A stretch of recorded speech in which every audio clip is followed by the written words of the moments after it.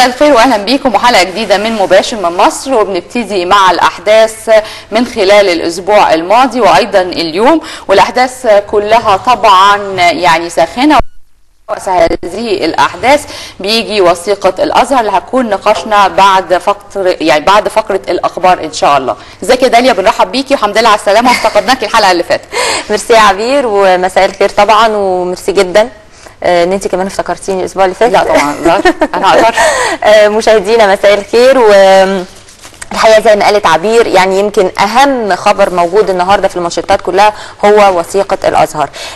طبعا هنناقش ده بس بعد الفقره الاخباريه اللي هنبتديها مع عبير ابو طالب، وهيكون معانا ان شاء الله الصحفي خالد البلشي رئيس تحرير موقع البديل. بعد كده طبعا وثيقة الأزهر هتناقش بشكل يعني مستفيض أكتر مع دكتور محمود عزب مستشار الإمام الأكبر شيخ الأزهر. ويمكن يعني النهارده هيبقى موضوع عن الحريات أكتر، يعني هنتكلم فيه عن الحريات بشكل مستفيض وهنخص الفنون. انت النهارده عندك الصالون، والصالون اعاده فتح مسرح الهناجر مره اخرى بعد سنوات من الانغلاق، وضيوف الصالون مع داليا الدكتوره هدى وصفي والاستاذ هشام عطوه، وهيبقى الحوار طبعا عن اهميه هذا المسرح اللي قدم الكثير والكثير للفن المسرحي المصري، وايضا الافتتاح كمان شهد نوع من الارتباط بارض الواقع وللاحداث الجاريه على ارض مصر. هناخد فاصل دلوقتي وننتقل بعده لفقرة الأخبار.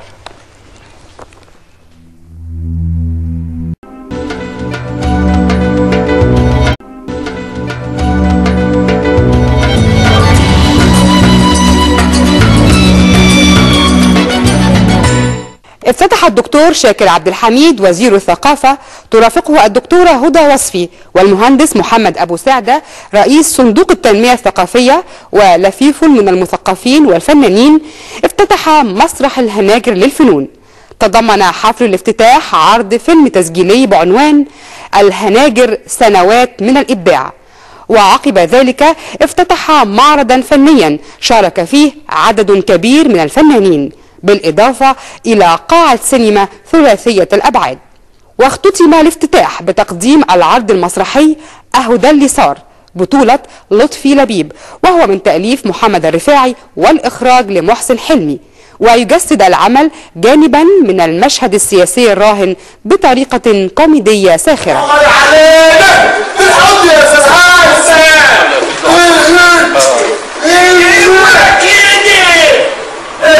حبتك عابرة ما تكون مستعفية. ليه كده بس؟ اتفضل يا غالي اقعد اتفضل. شوف يا عمي، أنا درست الموضوع كويس قوي، لقيت إن اللي سرق الجاموسة واحد من اتنين، يا من جوه البلد يا من بره البلد. أجندات خارجية يعني. تكلف مشروع تطوير وتحديث مركز الهناجر للفنون نحو 37 مليون جنيه، ليأتي افتتاحه كواحد من أهم الأحداث الفنية والثقافية التي اشتاق شباب المسرحيين لعودتها بعد أشهر طويلة من الإصلاح والتجديد. عاد الهناجر مرتديا ثوب المحرض الثوري في العام الجديد، وليكون مواكبا للثورة التي أحدثها شباب مصر في 25 من يناير.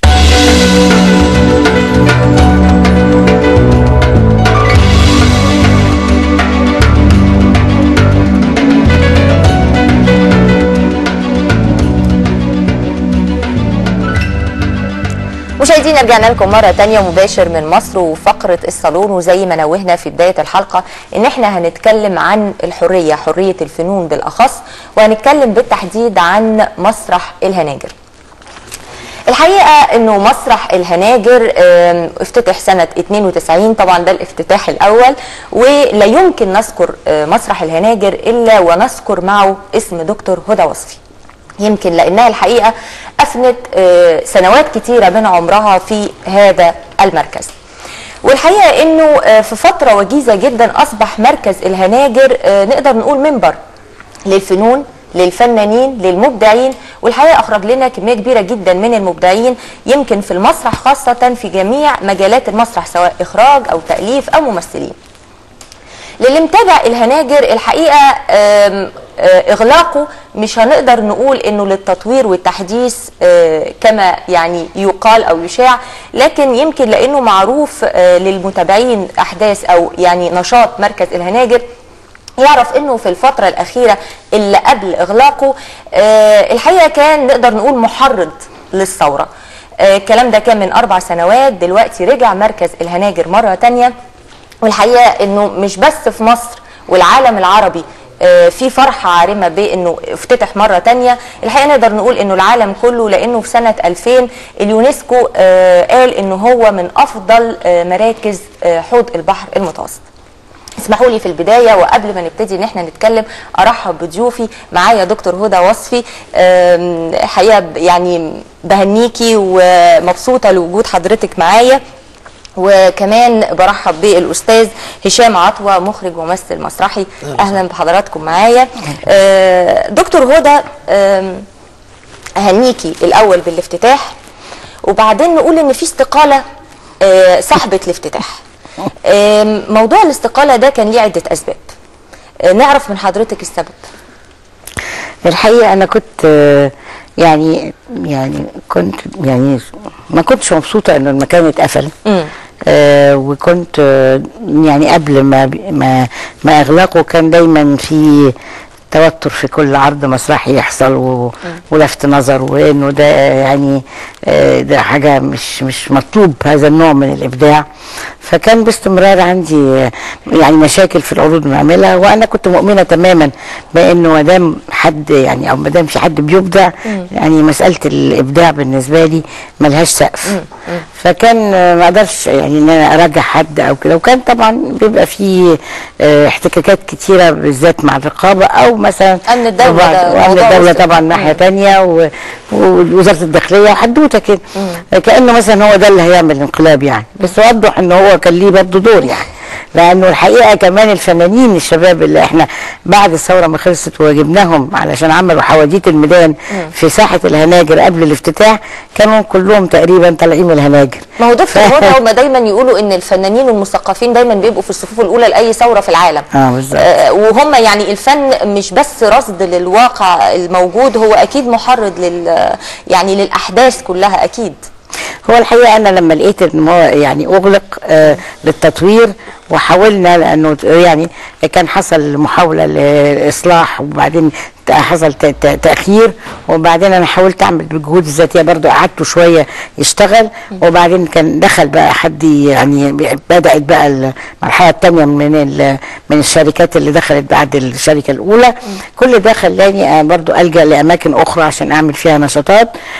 لكن كنت دايما يعني قايله في نفسي انه لابد زي ما اتقفل لابد ان هو يتفتح.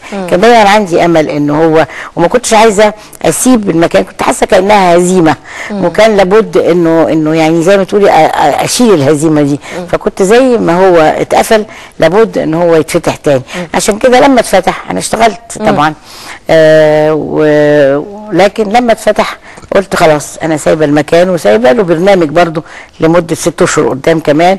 وكمان في نائب مدير من اولادنا النابهين اللي هو اشرف فاروق، وهو كمان خريج هندسه وخريج فنون مسرحيه ومخرج ويعني وجه تلفزيوني وجه اعلامي، وفي نفس الوقت من اولاد الهناجر، هو اصلا معين في الهناجر. وانا فكرت ان هو من الشباب اللي ممكن يكون ياخد يعني يتقدم ويبقى هو دلوقتي عم يطلعوا له قرار وزاري بانه نائب مدير. وحضرتك قلتي برضو انه من اسباب الاستقاله، ويمكن هو ده اللي لفت نظري، انه نترك الاماكن للشباب.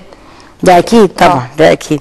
لكن هي كان ما كنتش احب اسيب مكان يعني، ما كنتش عايزاه مقفول يعني تحملت اشياء كتير وخارج وحاجات كده وخارج المكان وكله علشان انتظارا لهذه اللحظه. لكن خلاص بقى اللحظه دي جت الحمد لله، وفي برنامج وفي حد يقدر يشيل المسؤوليه، وفي شباب عندهم افكار، وفي كل ده. انا سالني الحقيقه الاستاذ طارق الشناوي، وانا بشكره على المقاله الجميله اللي هو كتبها في التحرير في جريدة التحرير. سألني ليه يعني برضو يعني ليه الاستقاله. هو كان طبعا هو كان يعني بيثني على الاستقاله. استقاله بيقول لك الموظف في العام لما يخرج من شغله وهو اللي بيطلب انه يستقيل بدل ما يبقى عبء على المكان والناس عايزاه يمشي. وطبعا دي حاجه دمها تقيل قوي لما الناس تبقى عايزه يعني عايزاكي تمشي، دي حاجه دمها تقيل. فالمهم انا قلت له اولا ظرف شخصي، ثانيا فرصه للشباب، ثالثا يمكن وانا قلتها ودلوقتي هقولها يمكن بعض الاشياء اللي جرحتني من ناس من على النت مثلا، وكان بعض الهجوم اللي انا ما كنتش اتصور ابدا انه انا يعني انا بعتبر نفسي يعني من ضمن الناس اللي ساهموا على الاقل فكريا في الثوره، فما كنتش اتصور ابدا ان بعض يعني يعني بعض الناس اللي ما تحققوش. حابه حضرتك تتكلمي في الموضوع ده لان انا برضو قريت يعني نبذه بسيطه منه، اذا كنت حابه انك تتكلمي فيه او توضحي وجهه نظرك للناس يا ريت. لا انا بس بقول انه اللي اتكلموا بالطريقه دي هم اللي ما تحققوش. وعلى رايي كنت بتناقش مع هشام عطوه، وهو من اولادنا ومن برضه من الشباب اللي يعني الهناجر يفخر بان هو طلعهم. فكان بيقول دايما يعني لو حد كان فاكر انه الثوره هتديله فكر ابداعي يبقى غلطان. يعني ما كانش الواحد مبدع او ناجح او من اساسه، مش هجوم حد على حد.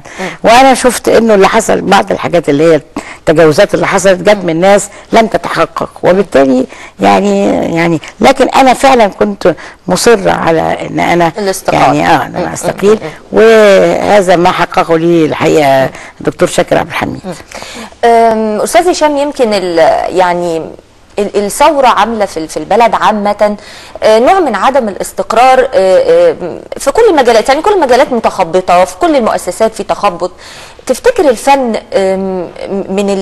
من الأشياء اللي ممكن انها تتخبط، ولا الفن إبداع ورصد للواقع؟ فمهما كان احنا لسه حتى مش عارفين البلد رايحة فين، لكن احنا ممكن نرصد الواقع، ممكن ان احنا نقول اللي فات، نتوقع اللي جاي من خلال الفن.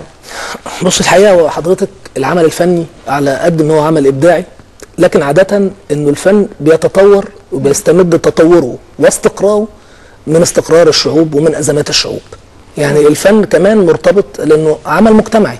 يعني انت بتعملي فن عشان ترصدي حاجات ليها علاقه بالمجتمع. الفن في اساسه محاكاه للواقع، يعني الموضوع مرتبط جدا بالواقع. انت ما ينفعش تقدمي فن غير مرتبط بالواقع وغير محاكي للواقع. يعني ما ينفعش الواقع يبقى في حاجه وانت بتعملي فن بشكل تاني. يعني فاكيد الفن مرتبط باللي موجود، بالازمات الموجوده والتوترات الموجوده، بيتطور معاها وبيستقر باستقرار.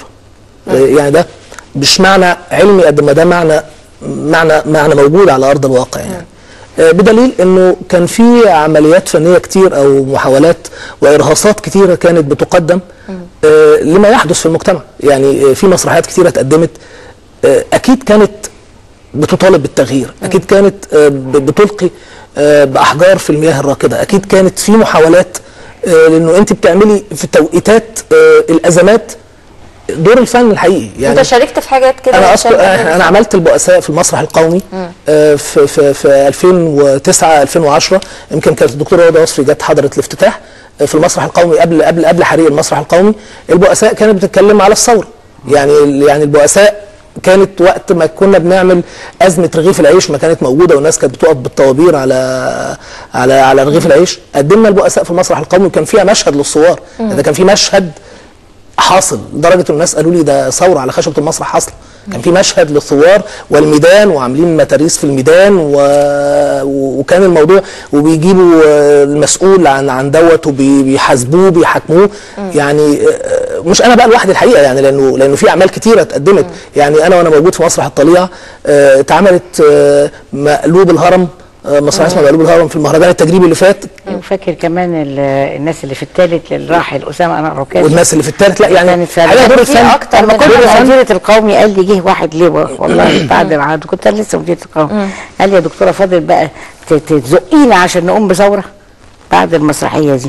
وكانت اسمها الناس اللي في الثالث، وكانت بتتكلم عن فساد الانظمه العالم الثالث. احنا قبل قيام الثوره يمكن لغايه يوم 27 كنا بنعرض عرض في المسرح الكوميدي اسمه 8 في زنزانيا. العرض ده كان بيتكلم عن 8 شباب حاولوا يعملوا هجرة غير شرعية نتيجة هروب من الواقع المر نتيجه هروب من حاجات، من كل الاوضاع السيئه اللي هم مش قادرين يتحققوا فيها. شباب اتخرجوا وليهم احلامهم وليهم طموحهم. ده كان بيتقدم قبل يعني لغايه يوم 27 العرض ده كان بيقدم على خشبه المسرح. يعني انا اعتقد ان دور الفن الحقيقي لا هو حاول، وكل الفنانين حاولوا. والحقيقه انا مش عايز اغبن حق حد، لا احنا عندنا شباب كتير حاولوا يشتغلوا على ده. عندنا مخرجين، عندنا احمد ابراهيم في مسرح الطليعه قدم مشروع كان مهم جدا، كان ينبئ بوجود ثوره. عندنا احمد رجب اشتغل عشان يعمل ده. احمد السيد احنا معانا اعتقد تقرير يا ناهد تقرير عن انتاج مسرحيات الهناجر خلال ال10 سنوات اللي فاتت، او يمكن اكتر من كده كمان. نشوفه ونرجع لكم مره ثانيه.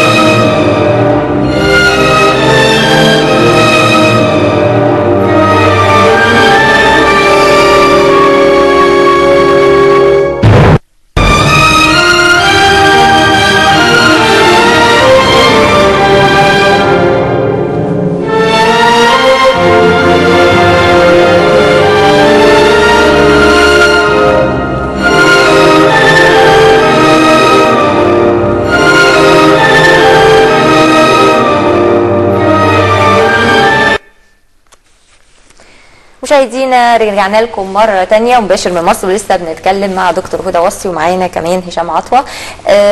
دكتور هدى، حضرتك قلتي انك لما قدمتي الاستقاله كنت حتى برضو لمده 6 شهور مطمنه على مسرح الهناجر. الخطه في الاشتراك مع اشرف اكيد. يعني في الفتره دي الرؤيه، يعني شايفه الفن رايح على فين في الفترة اللي جاية؟ مفروض انه يركز على ايه؟ مفروض الابداع يكون فيه فعلا حرية كاملة، ولا لازم تتحط قيود ولو حتى قيود من البني ادم نفسه؟ حقيقة لما وافقت ان احنا نقدم المسرحية اهو ده اللي صار، هي مسرحية تعتبر شديدة الشعبية، كوميديا شعبية فيها حتى نواحي جروتسك، فيها نواحي فيها فظاظة احيانا، فيها مراجعة لبعض او لاشياء كثيرة كانت تحدث في مجتمعنا في الفترة اللي هي سببت في الثوره، وتقريبا عامله نوع من يعني زي ما تقولي تغطيه كده لابرز الاشياء اللي استفزت الناس، سواء الحوادث مثلا، حادثه القطر، العباره، مش عامله نوع من الحاجات اللي ما كانش ممكن الواحد يعيش بعد اللي حصل ده كله وما يقومش بثوره. وكمان اختيارنا يعني مسرحيه شعبيه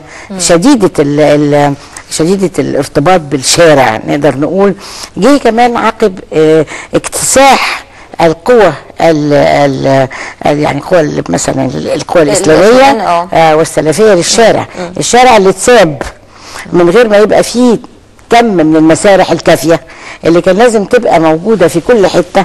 كان لابد في حاجه تغذي العقل وتخلي الناس تعرف تتناقش وتعمل، بدل ما يبقى بس الحديث الديني او الخطاب الديني هو الحاجه الوحيده المؤثره في المجتمع. وبالتالي لقيت يعني تكتشفي انه كان لابد انه يبقى في عدد كبير جدا من مسارح في كل مصر، من اسكندريه لاسوان، اكتر بكتير جدا من المتاحف، لانه في النهايه المتاحف ان احنا بنعملها لحاجات غير يعني مش عايشه، يعني للحاجات محتاجين متاحف، لكن كنا محتاجين اكتر بكتير جدا للمسارح. وانا اعتقد انه مشكله العهد اللي فات ان هم الاستثمار في البشر ما كانش وارد، زي يعني كانش الاهتمام بالاستثمار في البشر. وانا اذكر الحقيقه ان انا من الحاجات اللي انا من الملفات اللي كنت ماسكاها في وزاره الثقافه ملف كان اسمه ملف في تبع اليونسكو، ملف اسمه العقد العالمي للتنميه الثقافيه، لانه اليونسكو نفسه اكتشف انه المشروعات اللي ما بتفهميش الناس هي مهمتها ايه او اهميتها ايه بتبوظ اقتصاديا. يعني انت لما تقولي لحد مثلا يعني اعمل الحاجه الفلانيه او ده ومش عارف هو بيعملها ليه، مش هيهتم بيها. فالبشر مهم، عشان كده ده بيسموه مثلا التنميه الثقافيه اللي هي التنميه المستدامه، الحاجات من هذا القبيل. وبالتالي اليونسكو عمل ده. وانا اذكر ان انا مسكت في الملف ده، مسكت المشروعين الاثنين اللي يعتبروا من انجح مشروعات حصلت في مصر، اللي هو مكتبه اسكندريه ومتحف النوبه، والاثنين كان تركيزهم على البشر. مكتبة اسكندريه للبشر ومتحف النوبه للبشر. بس طبعا متحف النوبه كان يعتبر يعني حاجه كانت جديده، يمكن برضو انا مش موافقه قوي انه يبقى، لكن هو يعتبر فيه جزء انساني كبير قوي. متحف النوبه مختلف. اي حال من الاحوال اهل النوبه محتاجين لانه كمان اهل النوبه دايما حاسين انهم مظلومين على طول الخط. يعني استاذ هشام، يعني دلوقتي طبعا احنا عايزين نذكر العرض اهو ده اللي صار اللي تم عرضه في الافتتاح، وعايزين نذكر ان هو تاليف الاستاذ محمد رفاعي واخراج الاستاذ محسن حلمي، وحضرتك قايم فيه بدور، فتكلمني عن العرض واختياره ودورك يعني. لا انا بمثل في العرض الحقيقه يعني بس انا يعني اللي اقدر اقوله انه اختيار النص في التوقيت ده بالذات، زي ما قلت لحضرتك في البدايه، الفن مواكب جدا بالازمات البشريه ومواكب جدا بالمجتمع. يعني انا ما ينفعش المجتمع يبقى فيه حراك سياسي وانا ابعد عنه وابتدي اعمل نص عالمي زي ما بعض الناس قالوا يا ريت كنا الهناجر تعمل مسرح عالمي او لا. انت دلوقتي قريب من نبض الشارع، يعني انت جوه الموضوع. يعني زي الدكتوره هدى اما تذكر هي انه في 92 اللي افتتح الهناجر كان المحافظاتيه، واحنا في البدايه قبل ما نكون عايزين او عفوا يعني هي اكيد ده كان في دماغها، يمكن ما اتناقشتش معاها، يمكن ده اول مره يمكن بيجي في دماغي، انه هي بدات عشان تربي جمهور فحبت تجيب حاجه زي المحافظاتيه ليها علاقه بتاريخ الفن المصري او الموروث المصري، لانه الفن المصري نشأته ليها علاقه بفن الشارع، بخيال الظل والاراجوز والتحبيظ. ده ليه علاقه بالمجتمع، انك تجيب شويه الناس على المكان وبعد كده تبتدي تربي الناس على انهم يتفرجوا على مسرح، وبعدين يبتدوا يشوفوا الافكار، تبتدي تطرح افكار بقى عالميه، تبتدي تطرح افكار الاول تجذبهم بعدين تبتدي تديلهم السلعه بتاعتك. اعتقد انه عدم انفصال الهناجر دلوقتي عن الواقع، اعتقد انه ده جيد.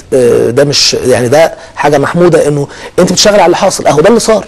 يعني هذه الاحداث، يعني النص عباره عن مجموعه من اللوحات تحوي مشاكل كانت تحدث في الماضي وادت الى قيام الثوره.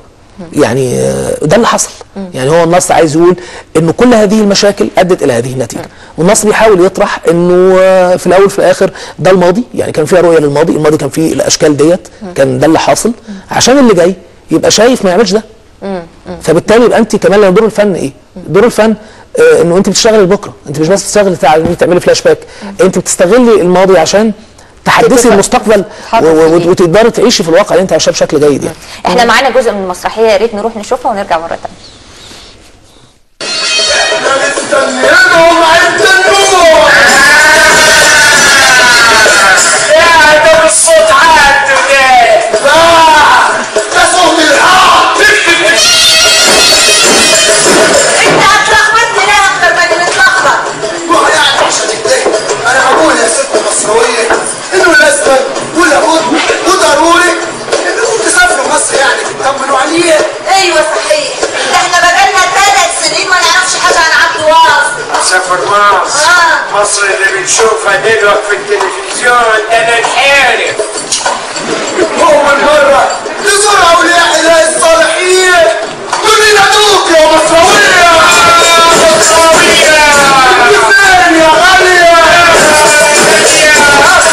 تعال يا مصراوية.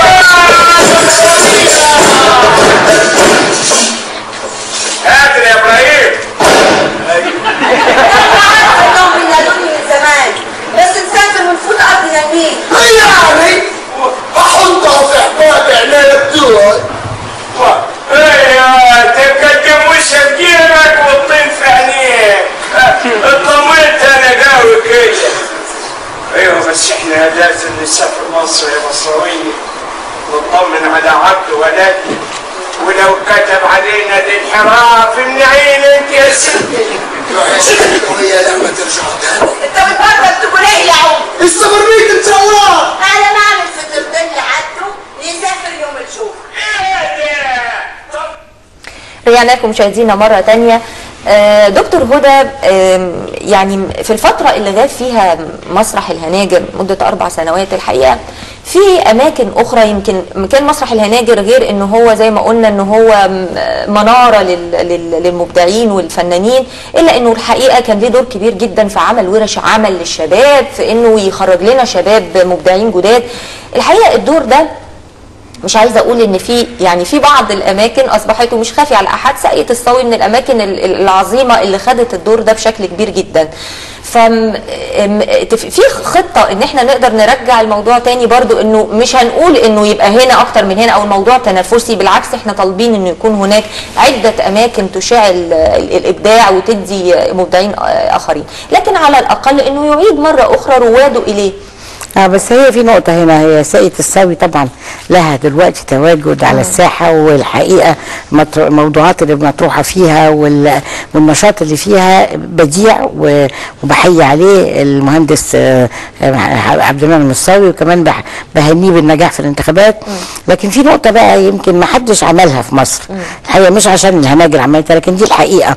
الورش بتاعت الهناجر ورش مختلفة، يعني ورش الهناجر كان بيجي مثلا واحد معروف جدا على مستوى العالم عربيا او عالميا ويجي يدرب كذا مثلا لمده شهرين شهر ونص كذا كذا، ويقعد ويختار مجموعه من 200 شخص، والشباب دول كانوا بياخدوا مقابل كمان قصاد ان هم بيجوا علشان مثلا اذا كان بيركبوا او بيشربوا اي حاجه او كده، مش بندفع كمان الناس فلوس علشان تتعلم. انما الورش دي طلعت اشكال من الابداع، يعني مثلا الحاجات اللي شكلت مثلا واحد زي خالد الصاوي ورشه فرنساوي قعد فيها مده، وبعدين خدوهم كمان المجموعه اللي ضربوها ودوهم فرنسا يستكملوا تعليم وهكذا. وبعدين مثلا واحد زي هاني المتناوي اللي خد جايزه اولى في المهرجان التجريبي عن اقنعه واقمشه ومصائر، برضه كان متدرب قبل كده مع واحده نمساويه لمده سنه على مرحلتين. بعدين قاسم محمد مثلا اللي كان بيخرج مسرحيات، هو عراقي لكن طبعا اضطر يسيب العراق، ويمكن في الفيلم التسجيلي جبنا يعني مشهد ليه جميل جدا، ويقول ايه علاقته بالهناجر. قال لك ده المكان الوحيد اللي هو بيعمل فعلا بيعمل ورشه بتتعرض للظاهره المسرحيه وازاي تجديد الظاهره المسرحيه. الشغل ده طبعا مش موجود في ساقية الصاوي. ساقية الصاوي فيها كل الاشكال اللي هي بتهتم المجتمع وموضوعات وكل حاجه، لكن لم يتعرض احد للورش بالطريقه دي. يعني انت عندك واحد مثلا زي رجع السيف قعد سنه اشتغل على مرتين عشان يطلع حكايات 1880 دي وبيتر بروك، يعني قصدي وده هيستمر يا فندم. يعني الدور ده للهناجر موجود في الخطه طبعا مساله الورش موجوده، بس المهم انك انت تلاقي على مستوى العالم دلوقتي وفي طريقه التعامل وكده اللي يرضى زي زمان مثلا ان هو يجي ويقعد، وبعدين لازم يبقى له اقامه مثلا في لوكاندا او اي حاجه. ده برضو محتاج لميزانيه مختلفه. لكن انا كنت دايما الحقيقه اللي بيساعدني على كده استخدامي للملفات العلاقات الثقافيه، لانه في الملفات دي موجود السر انك تقدري تجيبي ناس عامل مثلا من فرنسا من انجلترا من اي حته، وهم يبقوا على حساب البلد اللي انت جايباها منهم، على اساس تدفعي انت للناس اللي عندك فلوسهم وهم يدفعوا. يبقى في نوع من الايه من المساهمه. والله يا فندم يعني اذا حتى تعثر انه يكون في من الاجانب وكده، بس على الاقل حتى من المصريين المبدعين يعني اللي وصلوا في مجالهم لمرحله كبيره، يعني متهيألي انه باي حال من الاحوال ده شيء مهم ان احنا نتعلم من الكبار ايا كانوا مصريين بقى عالمين. يعني لو تعذر برضه لا ده اللي حصل بالظبط ان انا قبل ما افتح جواد الاسدي كان ضارب لي تليفون قال لي انا جاي اعمل ورشه وانا جاي اشتغل وانا جاي كذا وانا جاي التذكره يا دكتوره هدى ان الاستاذ نور الشريف جه عمل عرض في الهناجر، كان ورشه وكان نتاجها عرض انا اشتغلت فيها. يعني اصل الحقيقه التاريخ مكتوب، يعني مش الناس هتنساه. كل الحاجات موثقه. يعني من 92 انا فاكر لان انا من ابناء الهناجر، يمكن في ناس ما تعرفش لان انا بعد كده اتعينت في وزاره الثقافه في البيت الفني للمسرح، بس انا من الناس الاولانيين خالص اللي اشتغلوا في الهناجر لغايه ما اتعينت. انا اتعينت في 98 او في 97. ال7 سنين دول انا كنت بشتغل مع الدكتور هدى وصفي في الورش التدريبيه اللي كانت تيجي ناس من اوروبا وناس من العراق، وحتى اساتذتنا هنا الاستاذ نور الشريف جه عمل عرض ورشه وكان نتاجتها عرض كان مهم جدا، وكرم مطوع وجميل راتب. بالظبط هو ده اللي احنا بنتكلم فيه. استاذ هشام، يمكن حضرتك يعني على ذكر ان انت يعني كان ليك بعض المناصب الاداريه، فشغلت برضو عده مناصب، مدير لمسرح الشباب والمهرجان الشباب الاول والمسرح الطليعه لفتره. النواحي الاداريه، يعني انه شاب يمسك نواحي اداريه، واحنا دلوقتي في ظل ان احنا عايزين المؤسسات كلها في الدوله، يعني ده حلمنا كلنا انه يحصل طفره ويحصل هيكله جديده لكل المؤسسات الدوله ويمسكها شباب.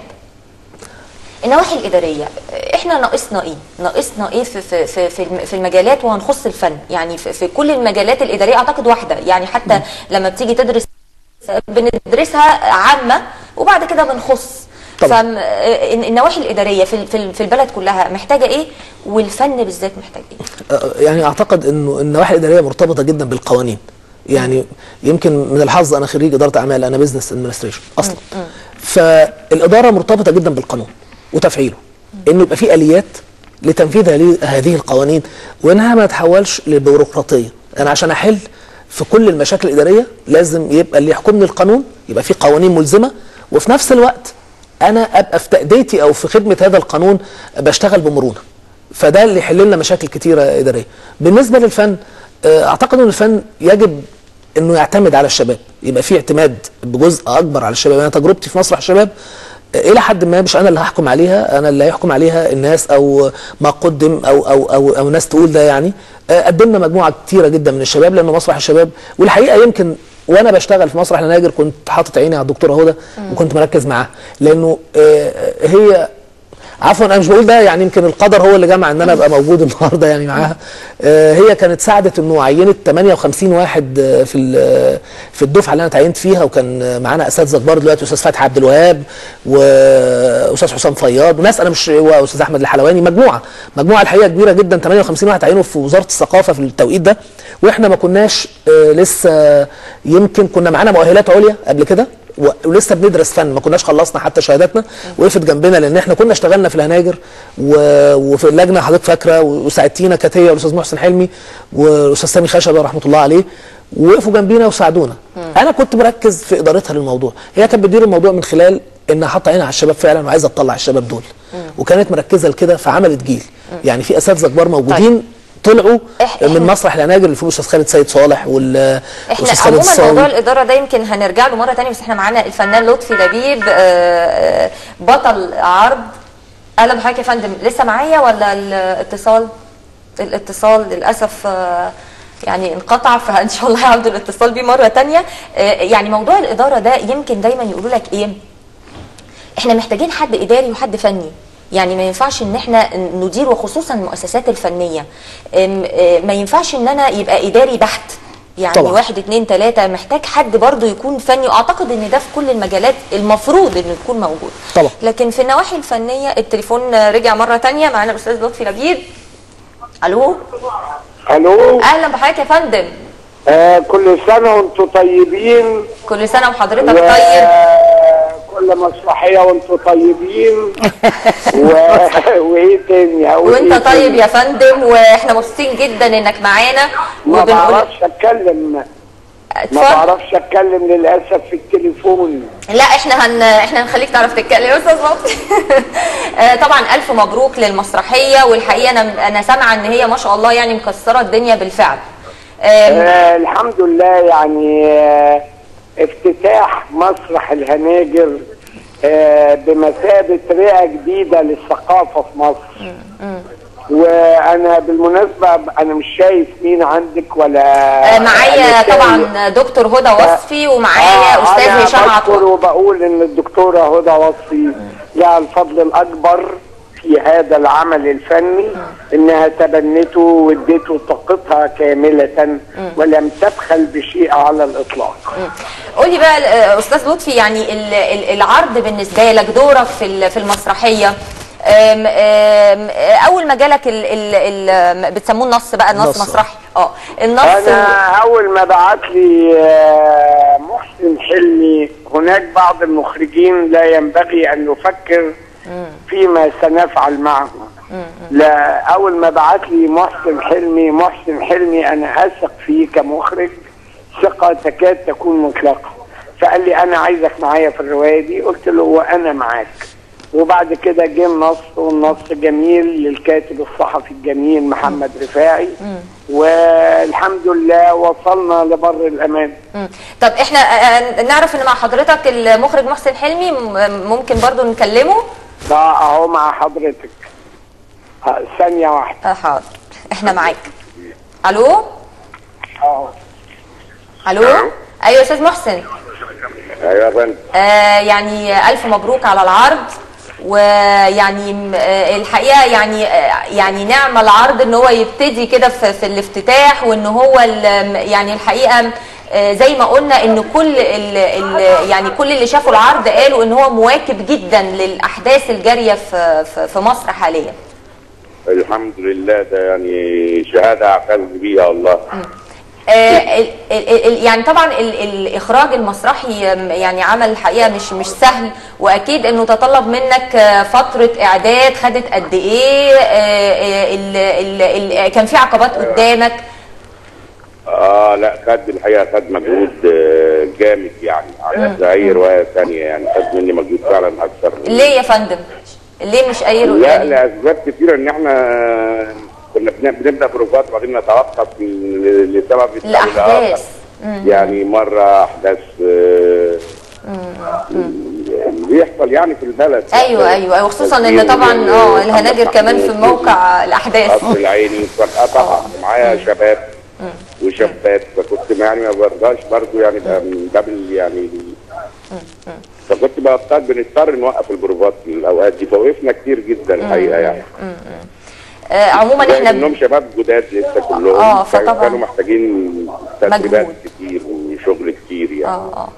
عموما طبعا احنا بنكرر يعني بنقول لحضرتك الف مبروك، ويا رب دايما كده تقدموا لنا حاجات جميله من مركز الهناجر يا رب. نشكر حضرتك يا فندم، وكل سنه وانتم طيبين. احنا هنتفرج على المسرحيه برضو جزء منها ونرجع مره ثانيه مشاهدين. سرق الجاموسه من جوا البلد، اطلع بالجاموسه يا عمدي. انت في جيبك. يقول لك الجاموسه في جيبك. ايوه، بعت الجاموسه وضربت ثمنها في جيبك. ايوه، مش ابن بعمده وحرامي. حبيبي العمده هيربح. اتلم يا انت وهو، ما انت شريكه، بتكسر معاه في كل حاجه. مش كفايه بتروح تقعد هناك وتتفرج على افلام، استغفر الله العظيم. دي تركيا. لا، دي طلياني. طلياني من غير يا شيخ الغفار. وانت جايين بحاجه؟ انت شخشيخه شرابة خار. ليه كده يا استاذ عايز؟ انا بعزك يا راجل، ما تعملش كده. عشان تسيبهم يقعدوا يتفرجوا وما يفرجونيش معاهم. هذا استغفر الله العظيم. وبعدين انت مالك؟ ده كلام رجاله مع بعض.